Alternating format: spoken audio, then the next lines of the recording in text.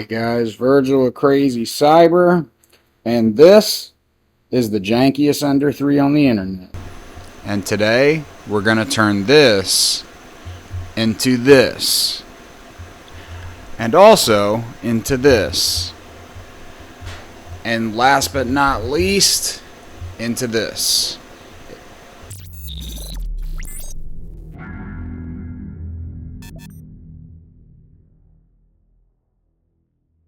So this is my Ender 3, regular Ender 3, not a Pro, not a whatever. I bought this in 2017 and it has been my faithful workhorse ever since.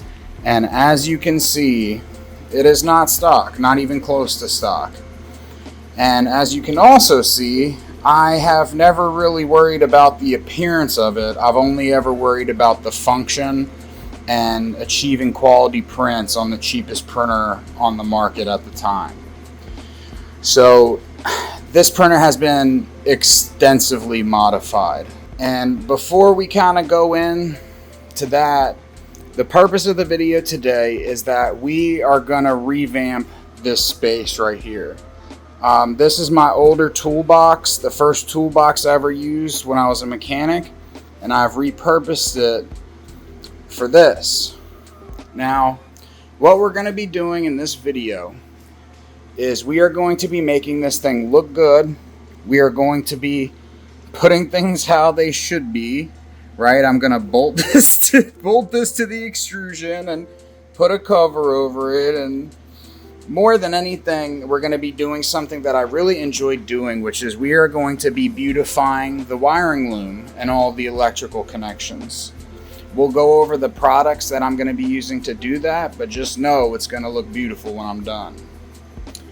In addition to that, this toolbox is going to be getting a thorough clean. And not only will it be getting a thorough clean, but the tentative plan as of this very second is to vinyl wrap it. And I'm leaning towards a carbon fiber look vinyl. And I think that would be really, really cool for this space. So we'll do the carbon look vinyl on the top and the sides, and the drawers are going to be getting either left plain because it took me many years to build the sticker collection, or we'll be laying either gloss black or matte black with red accents on these handles. And if we do that, we're going to have to really get the vinyl around each one of these stickers and press it. And then we're going to have to cut around each one of these stickers, which is going to be a chore, but it's worth it to me because every one of these stickers has a story. This was when I built my first motorcycle. This was my first Snap-on tool purchase. My first set of tires I ever ordered for the bike I built. A specific phase. Shell, because Shell gas, baby. Shell sponsor you, boy. Holla at your boy. Free gas. Holla at your boy, sponsor. Revival was when I ordered my Moto Gadget M unit, and so on and so forth, and so on and so forth. First Akrapovich system. So that's the tentative plan for this. Now, I've repurposed this box, and as you can see, I think this is a really good idea to have this sort of setup because you obviously have all the storage you could ever need for all of your tools. And another thing, I don't know if I'm going to do this in this video because I don't want this to become an incredibly long series like most of my projects tend to be, just because I'm very detail orientated and I'm very thorough, and I really kind of, I have OCD. I want to do every single thing how I want. But gridfinity is eventually the plan for that. And if you don't know what gridfinity is, it is probably one of the most popular organization systems within the 3D printed community. It has a ton of support and a ton of extremely talented makers and engineers, and all those, wizards are making some really, really cool stuff for it. And basically whatever you have, there's probably already an existing grid system that stores that exact tool perfectly. So in this drawer, I keep all of my tools for the printer, as well as stuff I don't really use for the printer. There's, some phone repair stuff, laptop repair, but it's all kind of within that realm. This drawer is the building materials for all of the fun projects I've got coming up. Now, this is an ESP32, and it is going to be the controller for a linear motion camera system that I'm going to design, create all the files for in FreeCAD, and it will be open source, and it will be available on the website after I'm done redoing the website. Yet another thing I got going on. This is a screen for it. Got Raspberry Pi Pico breadboards, OLED screens, and this is the Arduino Uno, which will be the controller for what is eventually this 6 Degrees of Freedom 3D printed robot arm. That project is open source, and I will post something to his video somewhere here. So let's get in. Let's go through this first, I guess. This is Ender 3 parts. Got the old board parts, thermistors, heating elements, wiring. Got BL Touch probes, more thermistors, nozzles. I really thought I had way more nozzles than I actually did. I guess I've been going through them, or I'll probably put them somewhere else. And this was just, cables and stuff, miscellaneous drawer.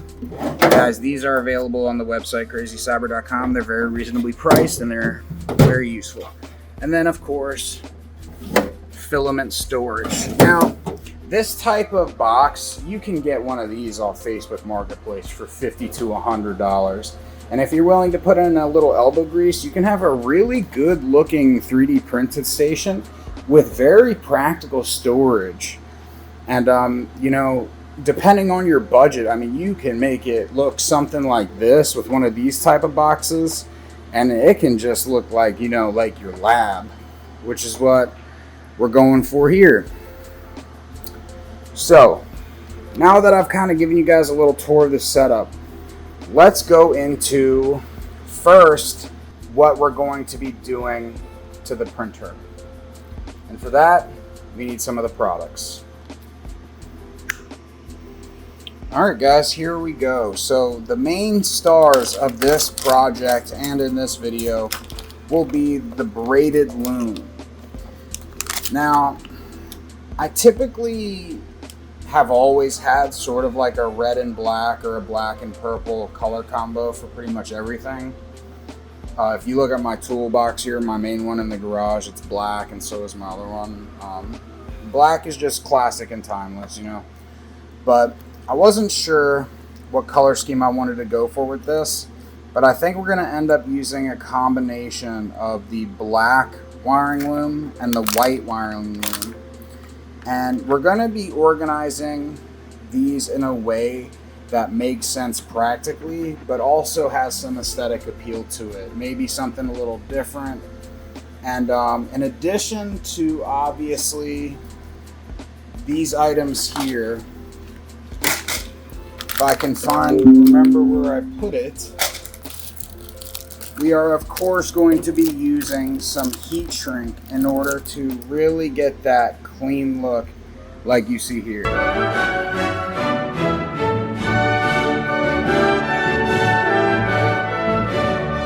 The reason that I decided to begin this project was I had been printing on a 0.8 nozzle, and everything was working fine. It was making quite nice prints. This one was on the 0.8 nozzle.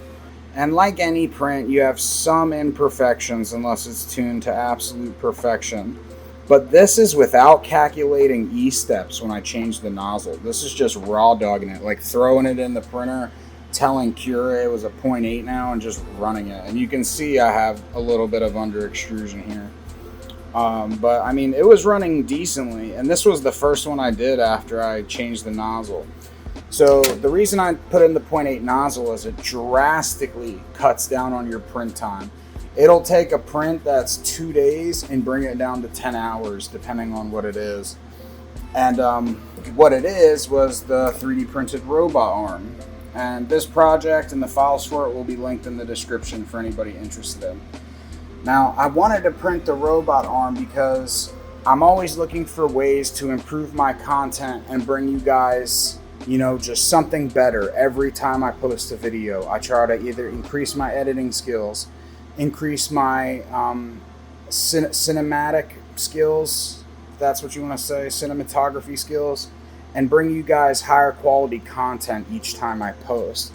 And my idea for this was that I would be able to get those really smooth, snappy shots with a robot arm, even a smaller 3D printed one, because I do have the GoPro, which shoots in 4K, but that could mount to this and potentially get some really interesting visuals and increase the quality of my content.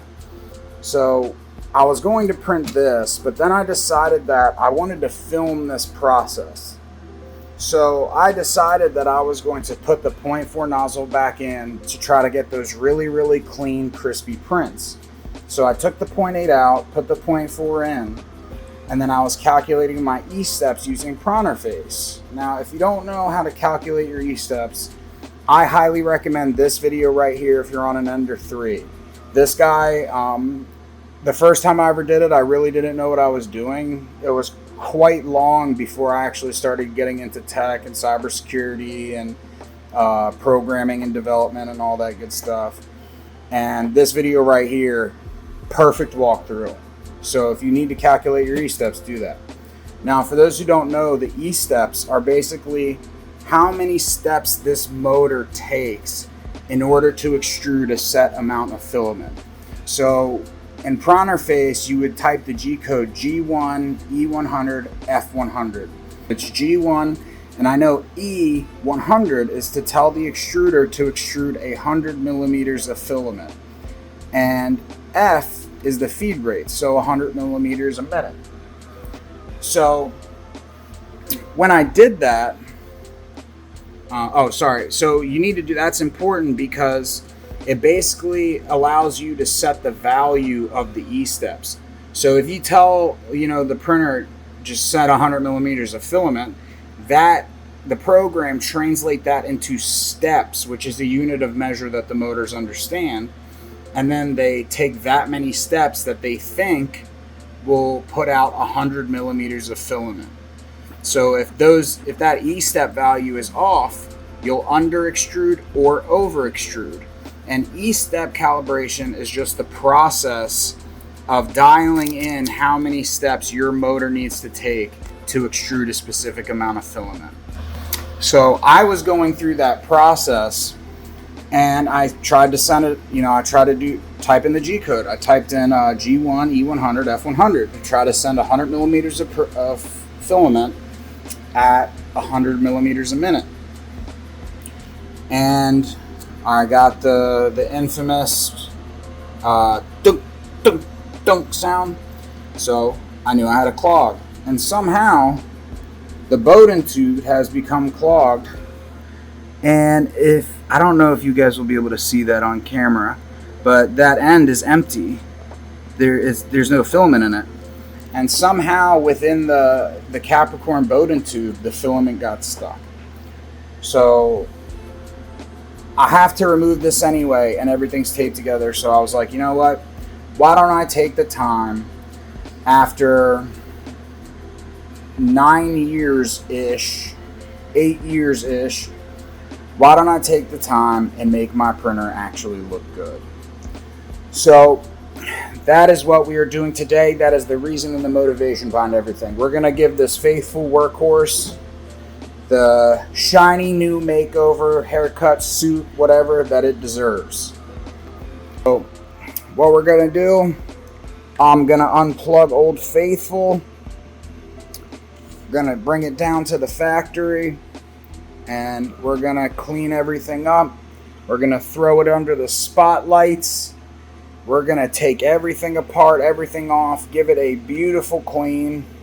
Going to get these paint pen marks, everything off. It's going to be dusted. It's going to be beautiful. I've got my fresh Bowden tube here that luckily I had with me, or already had. And this thing is going to get the makeover that it deserves. without spending any money, which if you are in the 3D printing space, you know how rare that is. So I'm excited. This thing deserves it. It's been such a good workhorse.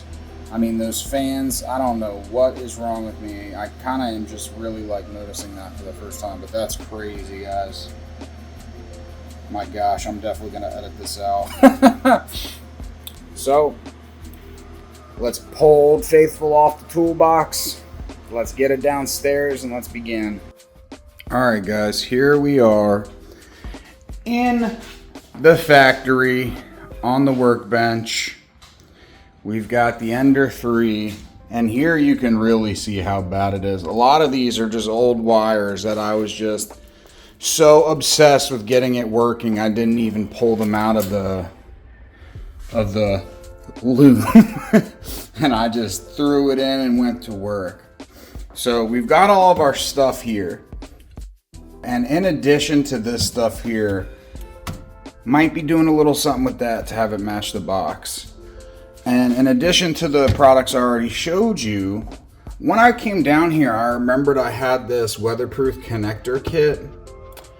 And depending on some of the research I do and how this goes, I might be using some of these to create a junction where this harness connects to make it easily serviceable. Now, that could add some convenience when it comes to moving stuff around and, you know, just doing maintenance, and if I want to move it off the desk or whatever. That could add some convenience, but it could also potentially add some inconvenience, meaning that if any of the components go bad, I would have to undo the loom and repin the connector. I would have to undo the loom anyway if any components go bad, but repinning these connectors is an absolute pain if you've ever had to do it. So for right now, what I'm going to do is, using this schematic, I am going to be basically taking a note of where everything goes on the board. And in addition to that, we're obviously going to be writing it down, and potentially if I can find my my label maker, we'll make some labels. Maybe we'll just use the tape and kind of wrap it around the wire. But right now, it is time to dig into this absolute mess. Okay, we're gonna go thug life with this, and we're gonna use an impact. Obviously, we're not gonna be using the impact to take everything, or put everything on. We're only gonna use it to take stuff off. And since your boy was a mechanic for 7 years,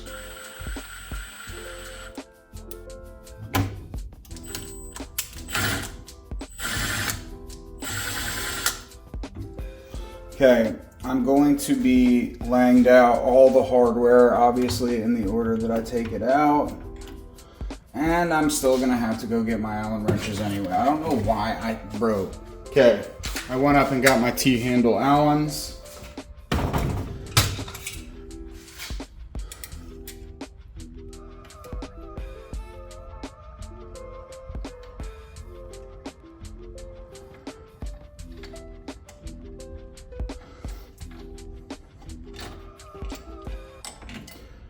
Okay, hot end is off now. So we're gonna do that actually.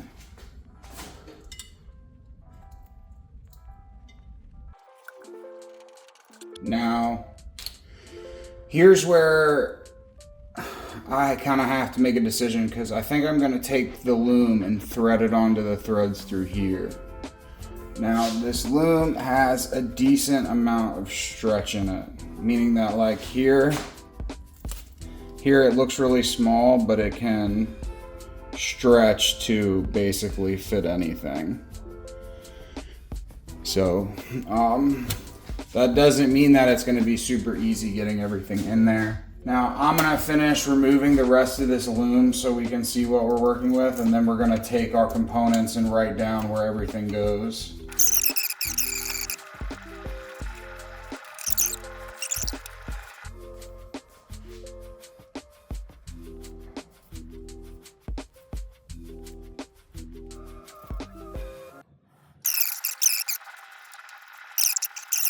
Look at all of this. They're all coming out as one. Boom.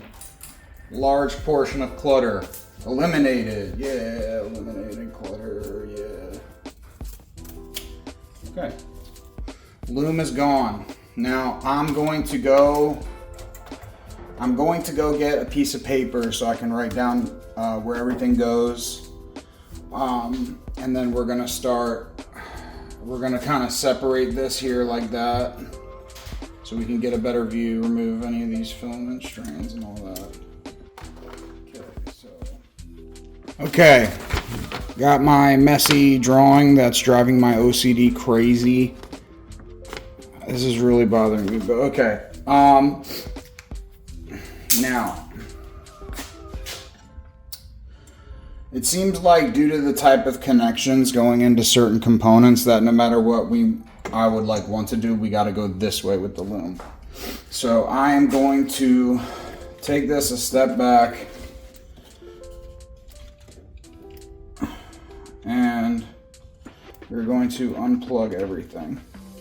Well, not everything just yet.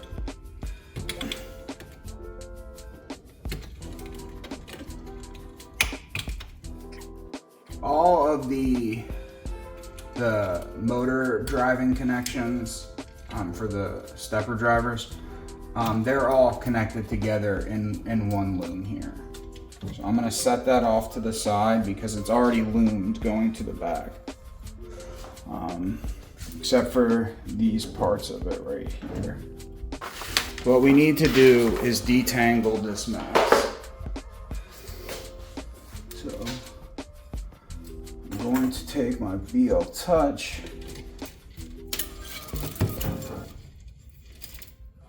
and then we will set that aside here. We're gonna move our loom, paint pen, VL Touch. It's laid down. Okay, now let's see where this white one goes. And that goes to the thermistor connector. Okay, so set that one to the side. That's the thermistor. Okay, this is our heating element right here. And this requires terminal screws, so just get a screwdriver.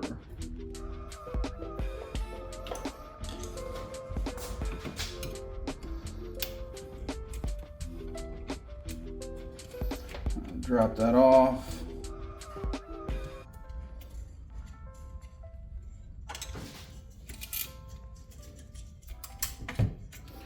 Pull out our fan wires. Bro, what is this getting cut off? What could that possibly be getting cut off? Okay, pull out our fan wires. Now, all of these wires have to be run around the back of the machine, so we're gonna do that.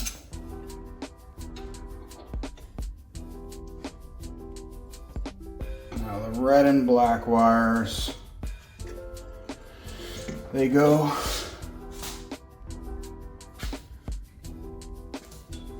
so our red and black wires for the fan go here. And I've already marked all the positions of everything, so we are good to just yoink these.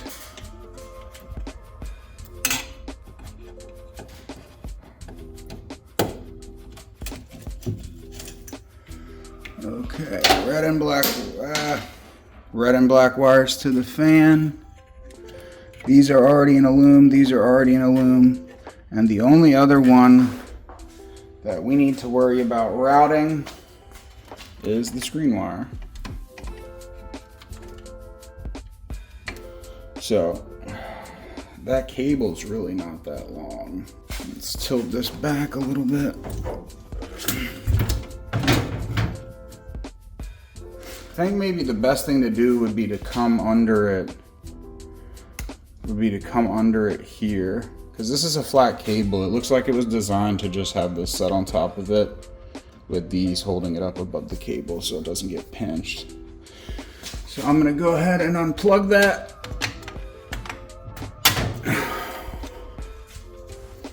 Don't know if we're gonna put this one in loom. I kind of think I'll just sit flat like that on the machine and get plugged back in.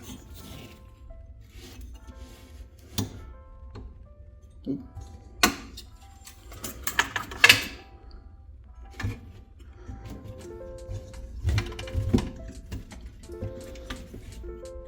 Okay, so I think now what I can do is I can orientate the wires that need to be orientated, and I can tape them to the gantry running around so that they're relative in the position that we need. And obviously I'll make sure they have enough slack to go across the x-axis. I think we're gonna go with the white loom. I think the ender already has so much black on it that this white will add a nice contrast.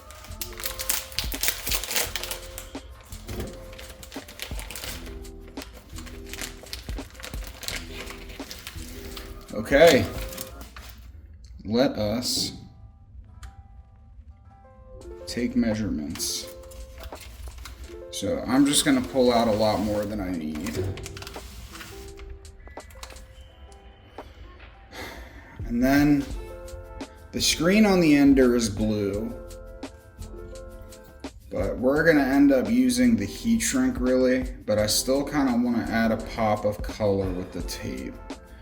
But it's kind of up in the air whether we're gonna go with white or blue.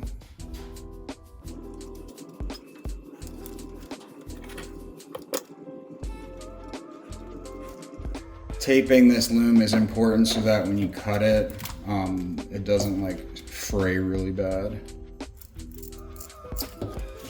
See how clean that is? Beautiful, baby. All right, do our tape.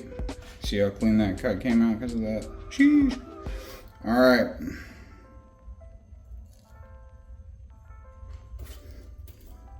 Now, I have some welding wire, so I think to get this stuff through this loom,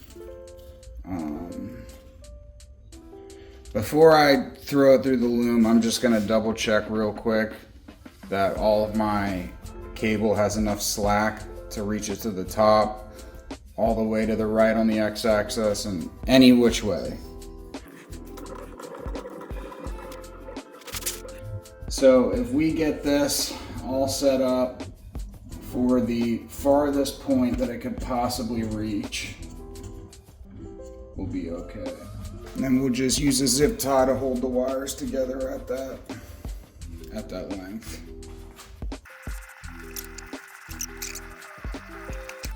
So now let's kind of pull everything straight.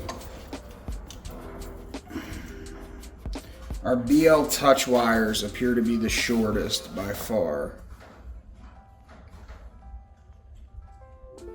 I don't even think the ender can travel this high, but I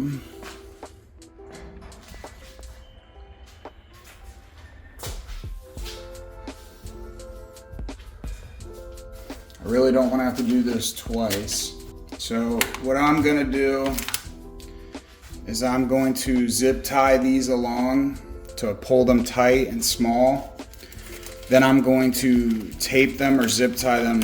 I'm gonna have to tape them, but I'll tape them to some really thin welding wire in order to feed them through the loom. All right, continuing with the zip tying.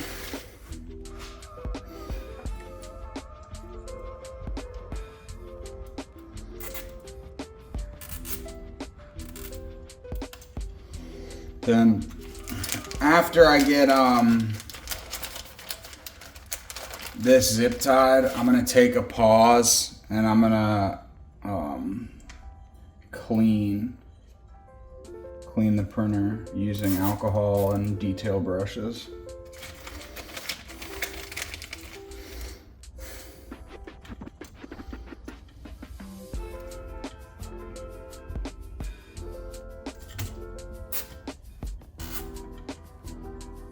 Alright, got some compressed air.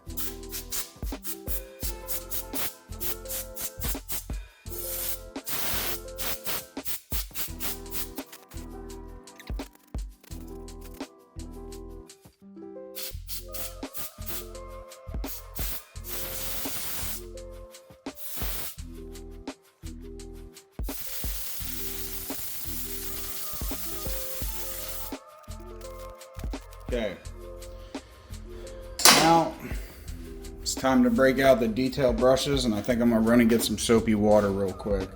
Then we'll use the compressed air again to dry it.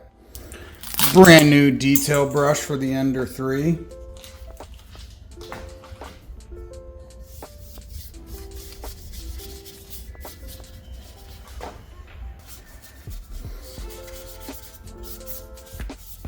Now, obviously, now that we're doing this, I won't be turning this on for 24 hours.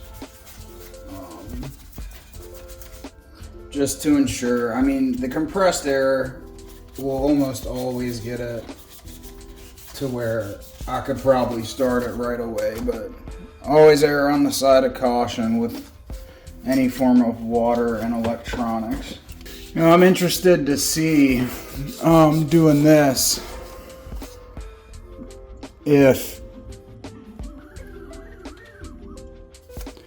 if the rollers and the motion on the axes is improved due to, you know, removing all the dust and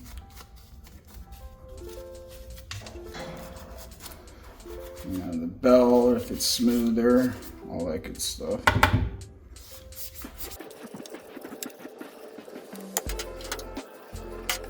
Compressed air.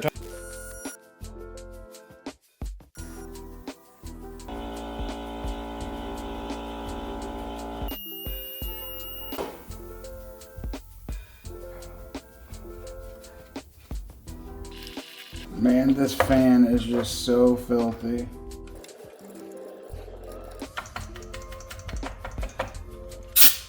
Oop.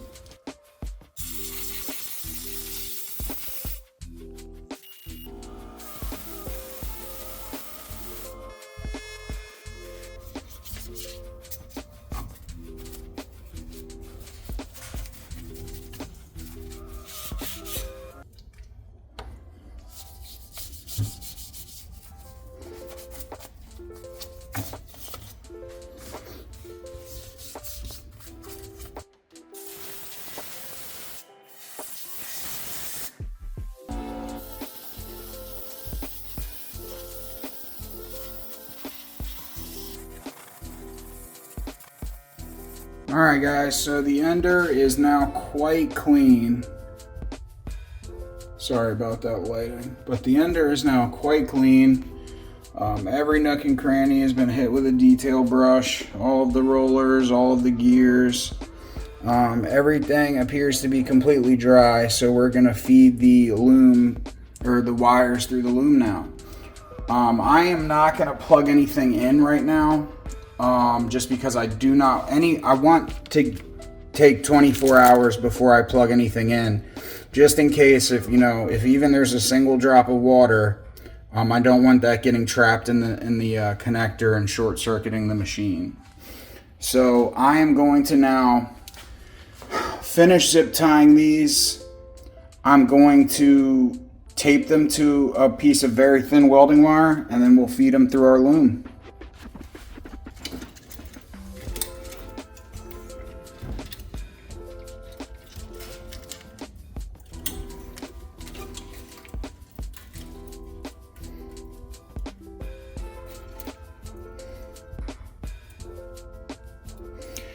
Now, as I feed them through the loom, I'm obviously going to cut each one of these zip ties.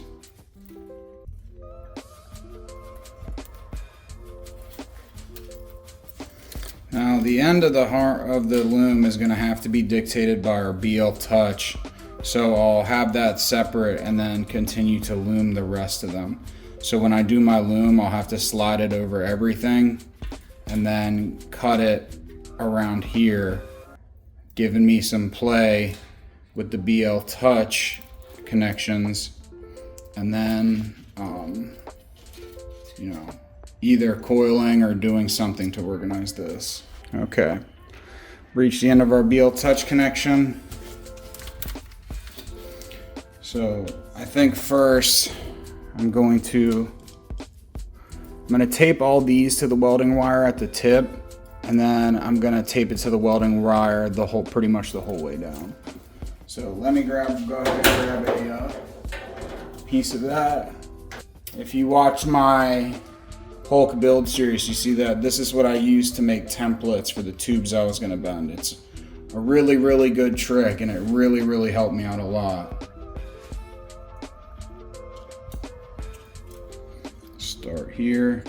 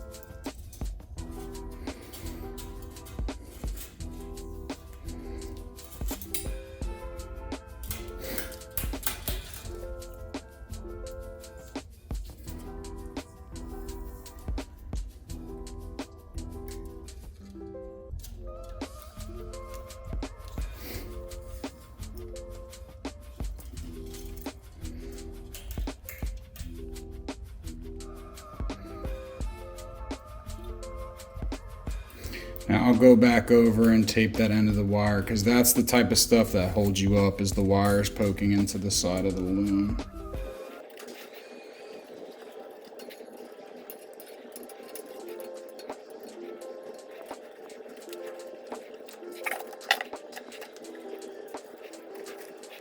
Okay. Now let's see how this goes. You guys like my singing? About to drop my first single. I call it Fixing My Printer. Okay, I gotta...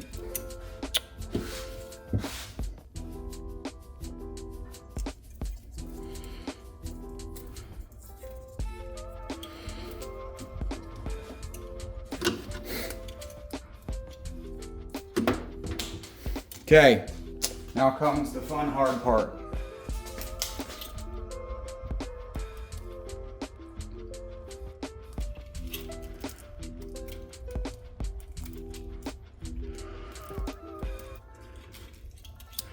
See how much easier this makes it? I'm telling you guys, welding wire is an invaluable tool.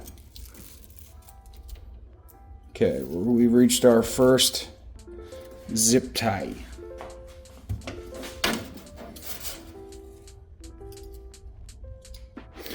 Okay, I freaking did these way too tight. Oh, what am I doing? I don't know.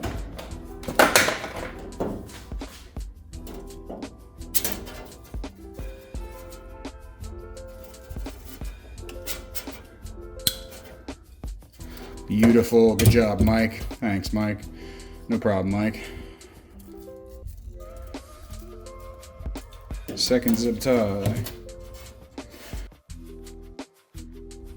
Okay, I just realized I did not put my shrink wrap over everything, so I'm gonna have to take them apart here and put the shrink wrap this way.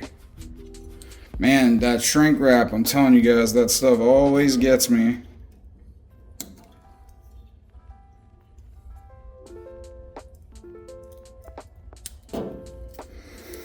When I was building my first motorcycle, dude, I had to basically do every single wire like twice because of forgetting the freaking shrink wrap.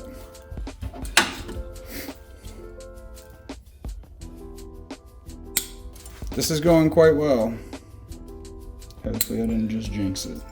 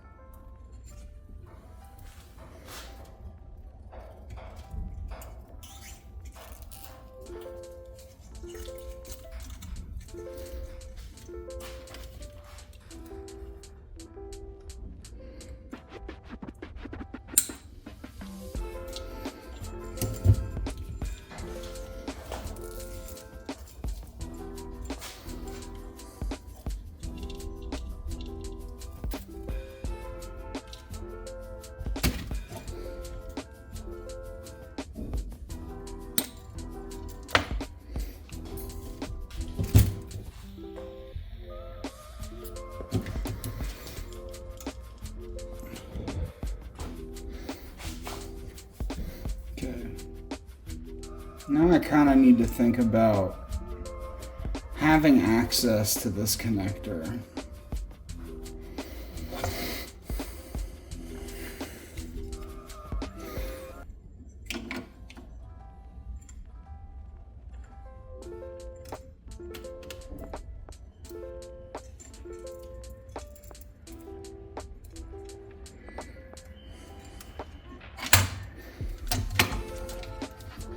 I think we're just gonna go for it.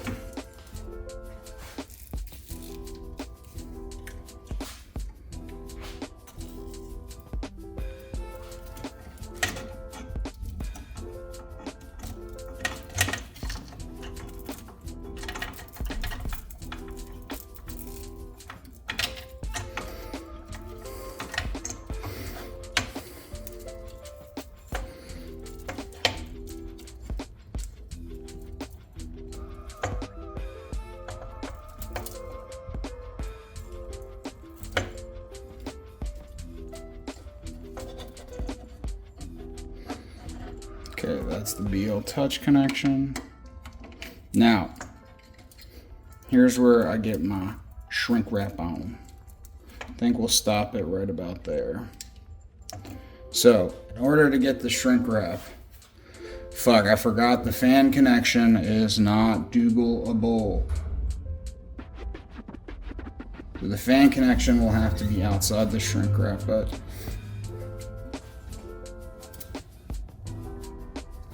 I need to go get my other Allen wrenches. I will be right back. The pack of the odd sized ones. Man, that already just looks so much cleaner.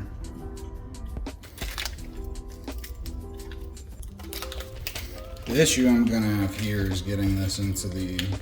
I should have left the tape on. I forgot about this. It's been a while since I've loomed something up.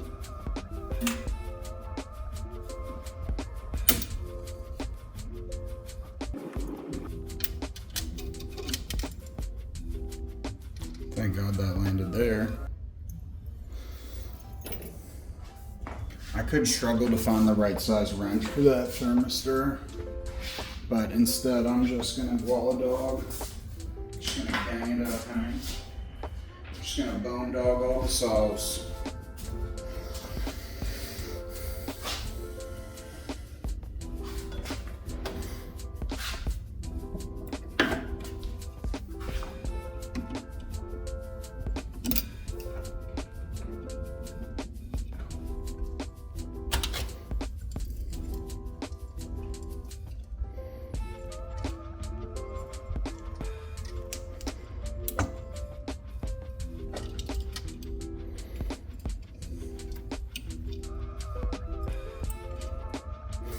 Going to bust open our pack of shrink wrap, and we're going to use this big guy right here. We're going to get the heat gun out, all that good stuff. Now the biggest challenge is going to be getting the loom into the shrink wrap, because since I've cut it. Why is it every time I make a YouTube video I have crazy deja vu like I've done this before? Alright. Open up our shrink johns. Slip that through there.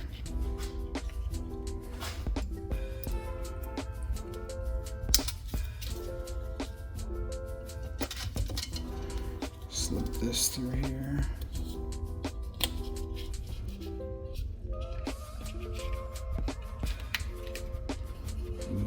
Gonna have to heat shrink over the connector, which I really don't like, but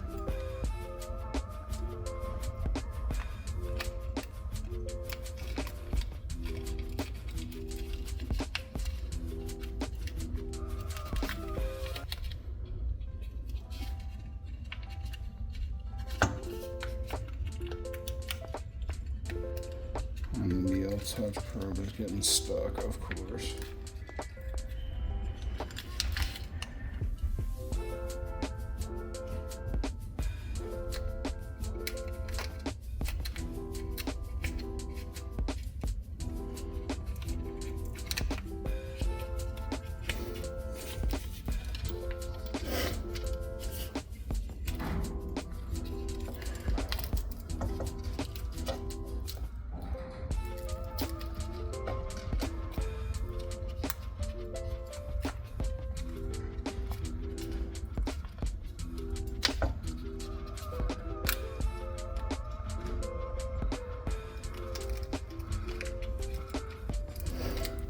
Actually went better than I thought. Okay.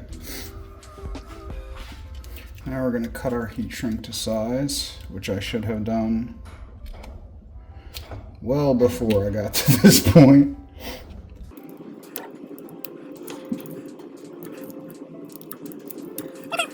Now, for this, because our fan wires are hard connections, there's no connector,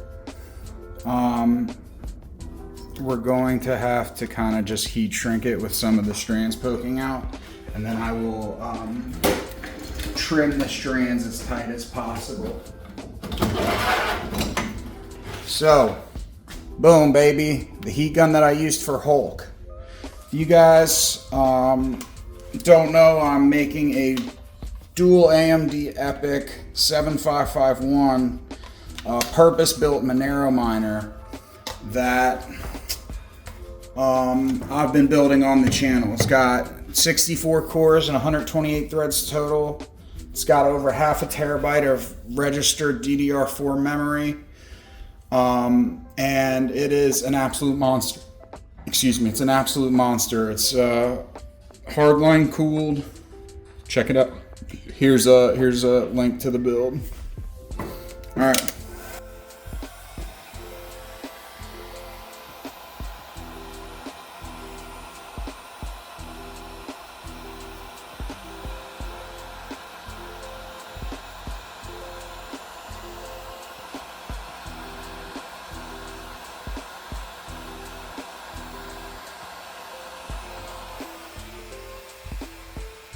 Okay, this stuff shrinks real nice with the heat gun. Hopefully I just caught that on camera and didn't freaking roll it over. Okay, so I think maybe with my other piece, I'm gonna give myself access to this connector. Oh, I can't because I need the BL Touch to... So we'll pull the BL Touch out, but then we'll shrink wrap here. So that way I still have a, but then I could always cut the shrink wrap. Let me think about this for a split second.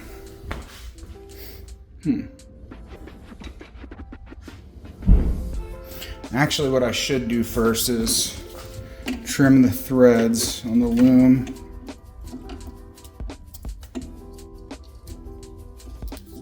Okay, and actually what I'm thinking is maybe we go backwards like this, and then I slip this over, and then we heat shrink that. Yes, that's exactly what we're gonna do. Man, I'm all about my singing today.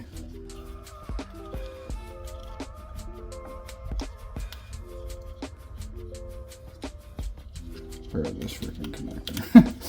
Okay, so we'll just go backwards just a little bit over this. And then, oh my gosh, this is going to be beautiful.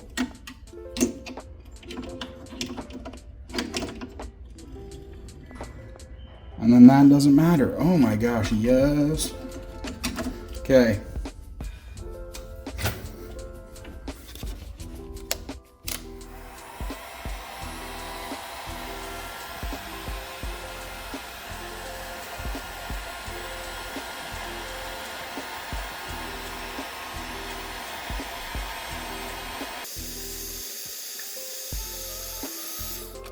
Beautiful, beautiful. And I think maybe to add a pop of color, I am going to put a ring of blue tape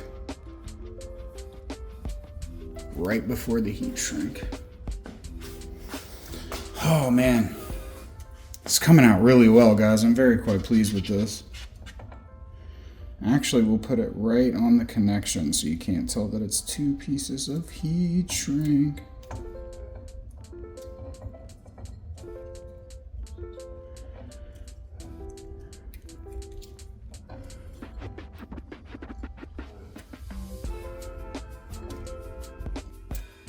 What do you want, Pupper Bow? Okay, dude, give me 1 second.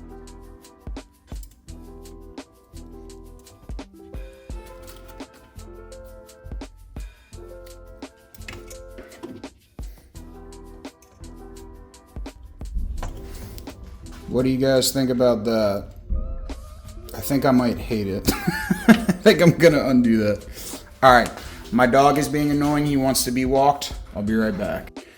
Okay, so after walking the dog and coming back and staring at this for way longer than it should have taken me, I hate it, so I'm gonna pull that tape off. I think it has to do with, like, I like this look, but I think it's because it's thinner, and then, like, as long as you, because, like, this part I hate, where, like, you can see that it's not perfectly straight. I hate that. So I have something like that right here, so this has got to go. I'm gonna try not to pick at the actual shrink wrap, so I don't want to put any marks in it and damage my clean aesthetic.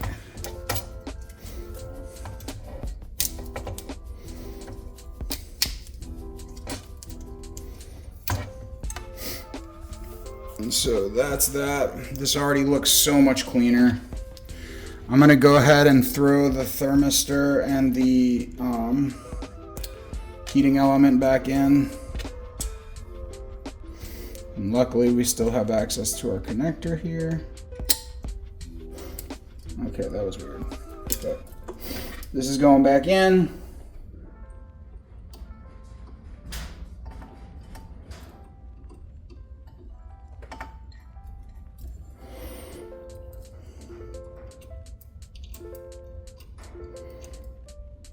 Okay, and then using my, give it a nice little snug with the,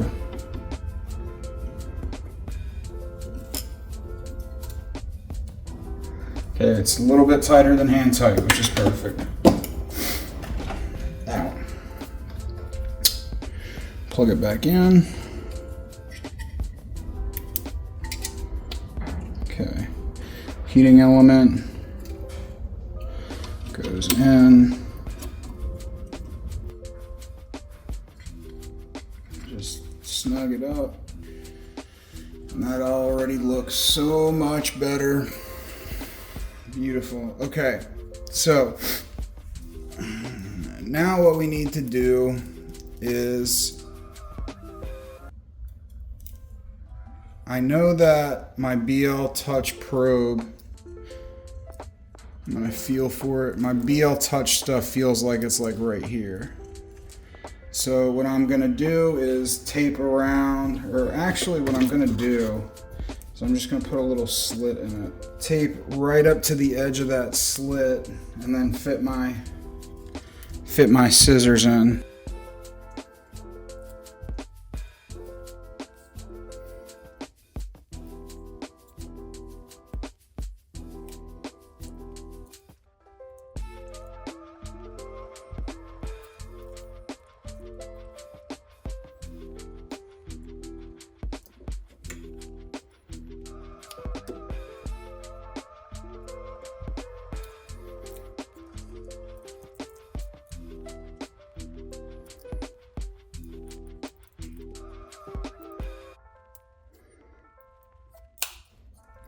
This is going to be a much more annoying cut, because I should have probably like measured this or something and then just cut it before. Okay, now we can take off our tape and pull our welding wire out of the loom.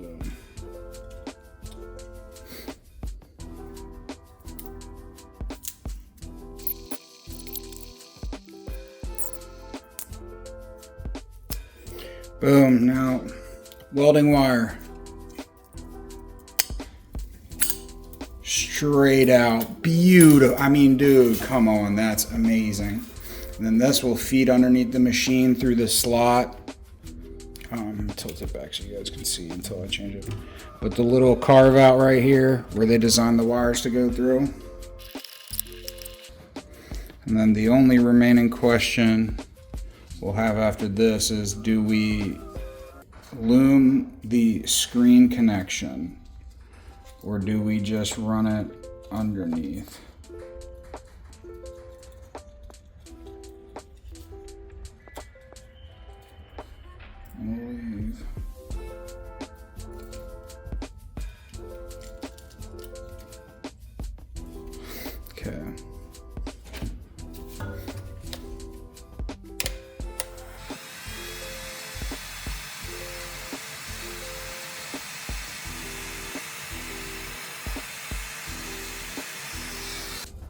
That came out super clean, very beautiful. Okay, cool. So, given what we know with this, I think what I'm gonna do is I'm gonna bolt our electronics to. Okay. So given what we know, I think I'm gonna bolt my electronics to the extrusion where it comes from the factory.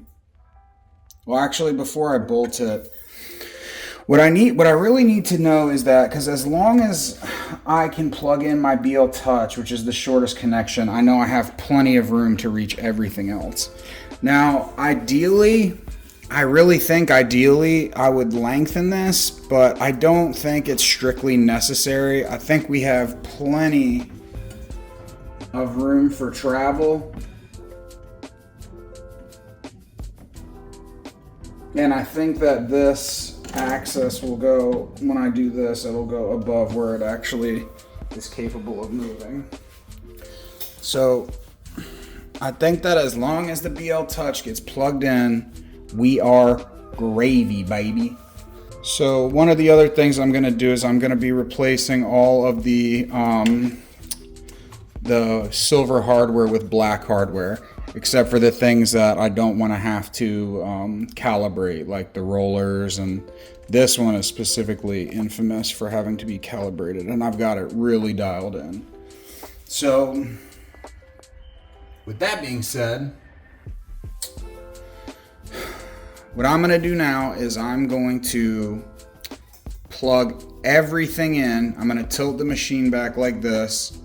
I'm going to plug everything in, and then any adjustments or moves that need to be made will be made then.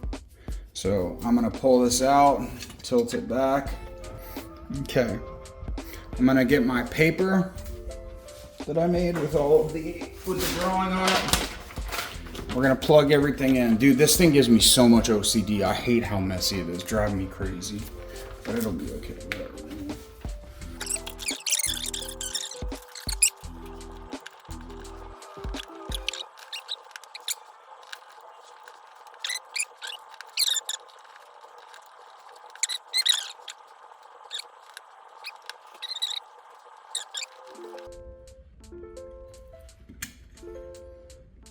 This is where big hands are annoying. I need tiny raccoon-like hands like the greatest technician who ever lived. Okay. Then our super annoying BL Touch wires.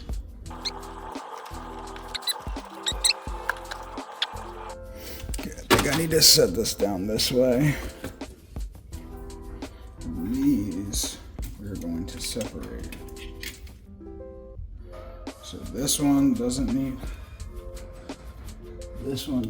it, but this one is getting the loom. That's getting the loom, guys. We're looming this bish up. Okay, this is getting loom, guys. We're looming it up. Okay, so these ones go to the X and Z axes. As you can see from here, X, E, and yeah. So I'm just gonna measure out about that much, and we're gonna cut this loom. We're not gonna make a big fuss out of it, but it's gonna clean up the wires going to those motors very nicely. So I'm gonna do my little type trick.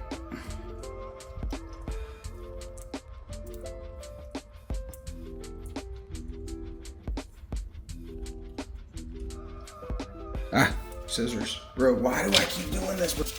Then we're just gonna make our cut. Very clean, very demure, very mindful. And then we're gonna pull our tape because we need to Dougal saws. And hopefully with these connectors, they won't be very troublesome going through the loom, and we'll be able to just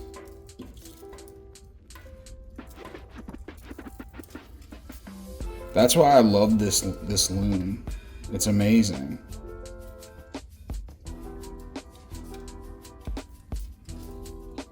Just do that, hold it, and then. Oh.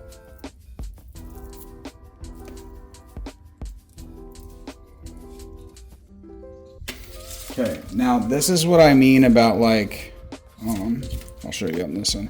This is what I mean about like why you tape it, because it's just, it gets so messed up. So we're gonna tape it and then cut all the strands as close to the tape as we can, and that will allow us to cut it cleanly so that we don't have massive problems getting our heat shrink around it.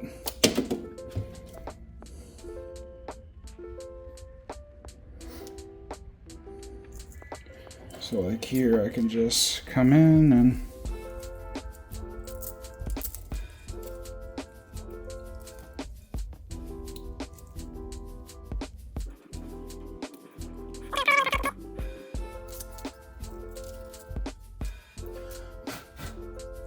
this is going to be fun to clean up.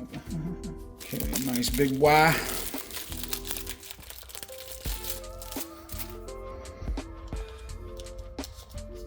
Okay, now we can just take our heat shrink, kind of work it around, and beautiful, that's all set up there. Now let's do the same thing up here.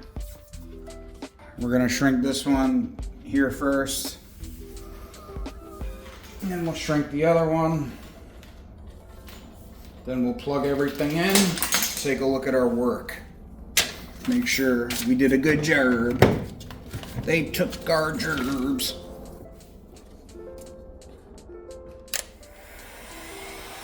See how the light flickers when I...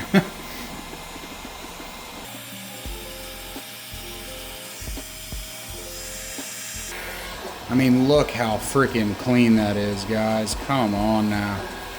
All right, same thing up here.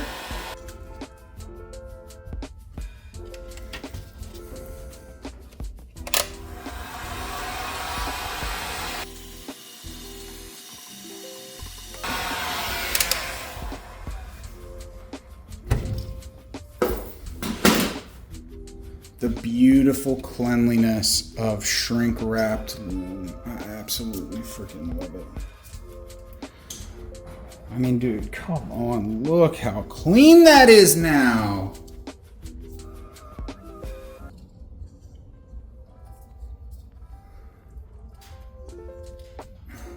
Beautiful. Now we'll just put it where it belongs. Set this thing back down. Okay. Now it's just a matter of putting the things where they belong. X and Y, little boys. Alright, the little Y's. Alright, X goes here. Oops, had it backwards. X goes here. And a lot of these are actually marked on the PCB, guys. You should be able to just kind of sauce these Johnnies.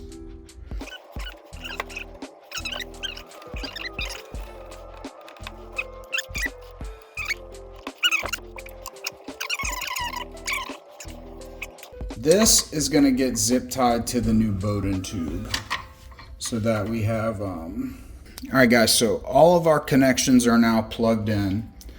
And what I'm going to do is I'm going to 3D print a cover for this. But right now, before I bolt the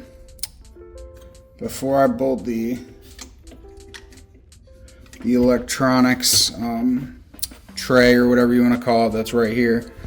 I'm going to put this together, connect the BL Touch. Now, this is going to eventually get zip tied to the Bowden tube.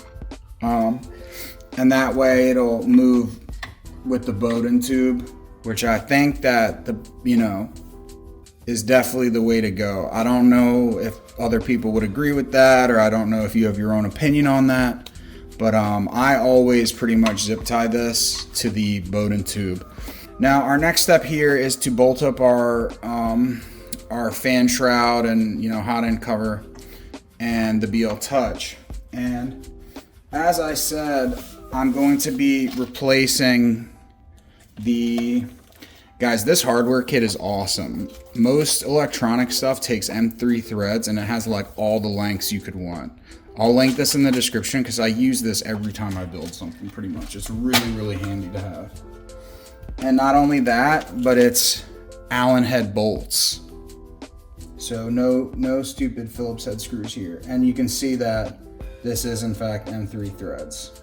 So we'll be able to pick our perfect size for this. And I'm thinking we're gonna need probably them small boys. Now I think the Allen head is bigger than the stock one too, which is also nice because it's not like it's a 2.5, which is like most of the other hardware on the Ender is. So like, boom, beautiful, right? You know what I'm saying? You know what I'm saying? So we're gonna go ahead and I'm gonna set this Allen down.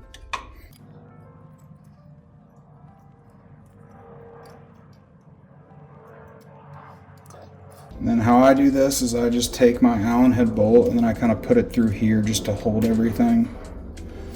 And then we'll start the threads on this one.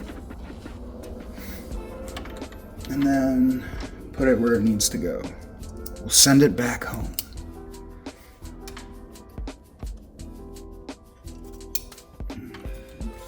This one's a little bit harder because you got to get into that slot and not accidentally hit the BL touch and knock your bolt off.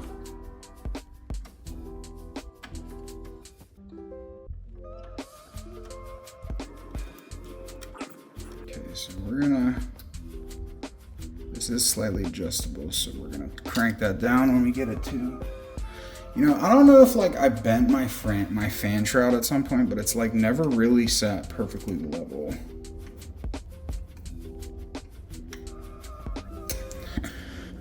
That's about as good as I can get it. Okay, now the BL Touch plugin.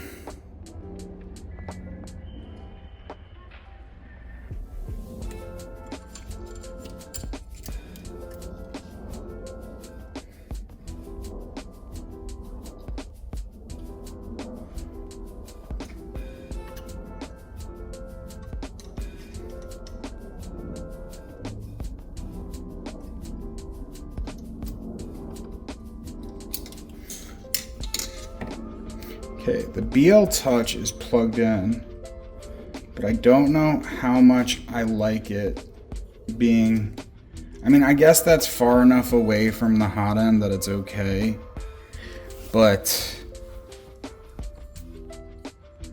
not super thrilled with that. BL Touch wire barely made it to here. Now let's just check and make sure that we're not pulling on it in the connector.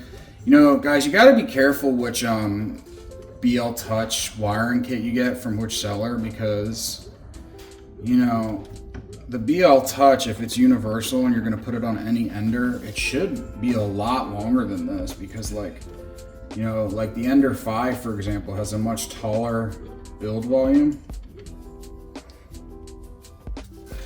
Okay, and we got plenty of slack, and it just looks so much better already, dude. I'm very pleased with how this is coming out. So this I'm not extremely thrilled about. I mean, maybe in a couple months I'll get another one, like a new BL Touch harness. But I'm thinking it's far enough away from the hot end that I'm not gonna run into any issues. But ideally it would have been like back, like ran over the top and joined back here. But then I wouldn't get, I was trying to go for one single loom containing everything. I didn't want to go one loom for the BL Touch, you know, one loom for these and then one loom for the fans. It just gets too messy and too busy. And not to mention the more like moving parts you add, where it's going to be printing, you run the risk of interference with the print. I'm just very pleased with how clean this looks now. This printer really was in desperate need of some TLC, and I'm glad I got it. So Another thing is it's kind of pulling my heat shrink here. So I'm probably gonna go down like that and zip tie it. Potentially, I don't know. I don't think it's that big of a deal, but this is leagues better than it was. So now all that's left to do is to run our touchscreen cable, which I already spoke. We're gonna be, like I said, I need those tiny raccoon-like hands of the greatest technician that's ever lived.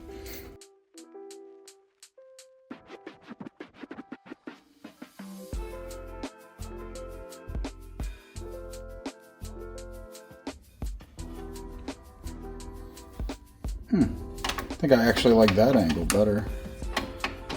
So that screen, I'm gonna clean the screen, and there's a bolt missing from this, which is why it's so floppy. And then all that's left to do is just 3D print a cover for this, preferably in white filament. Just to add some pop. And I don't know if I'm gonna do it yet, but I see a lot of people put the extrusion covers in. Maybe I'll do those too, and the theme for this will be white and black. But let's take a look at our work.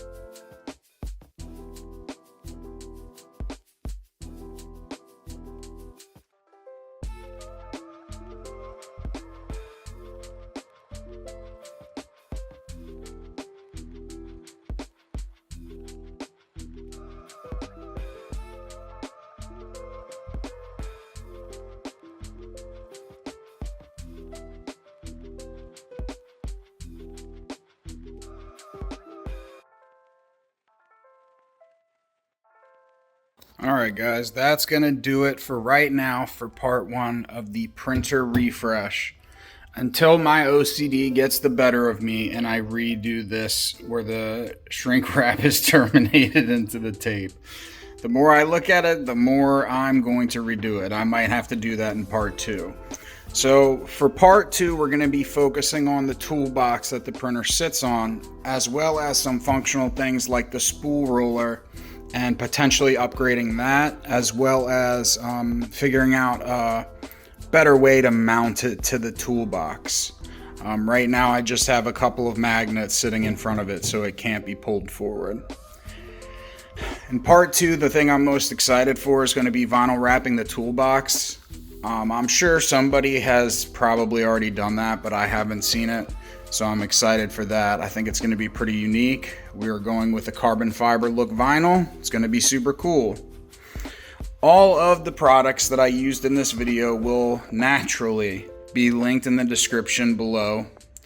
There's quite a few products we used in this video, but specifically I'm going to be linking the looms as well as different color options for those of you who are very aesthetically orientated. Another thing we might do in part 2 is the extrusion covers.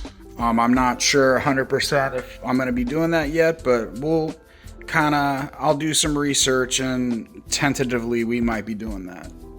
Sitting next to the printer on the toolbox is Hulk, my dual AMD EPIC 7551 purpose-built Monero mining rig.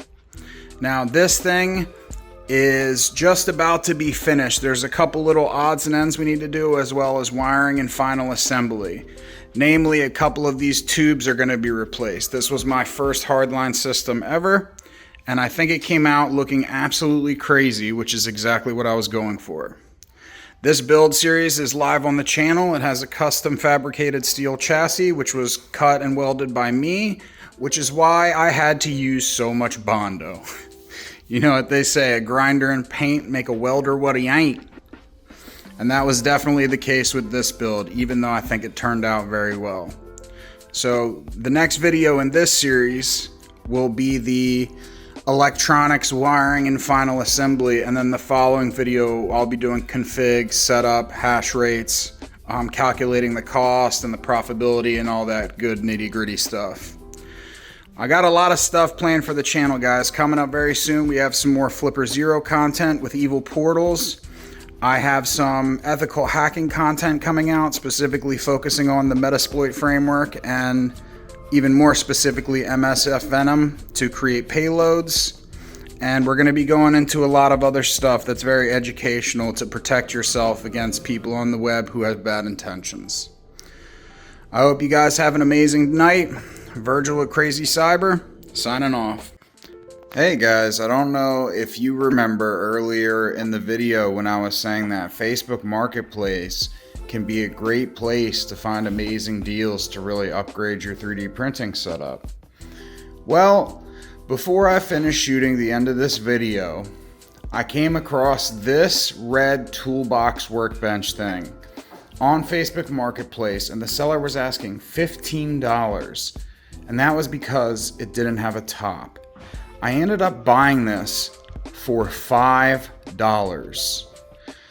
And not only that, but then I found this Maker Select 3D printer for $50, ended up paying $25 for it. This top for the workbench, this came without a top. This top was $25 from Lowe's. So $50 for the printer and the top, and another $5 for the toolbox, bringing me to a grand total of $55 for all of this, obviously not including the paint.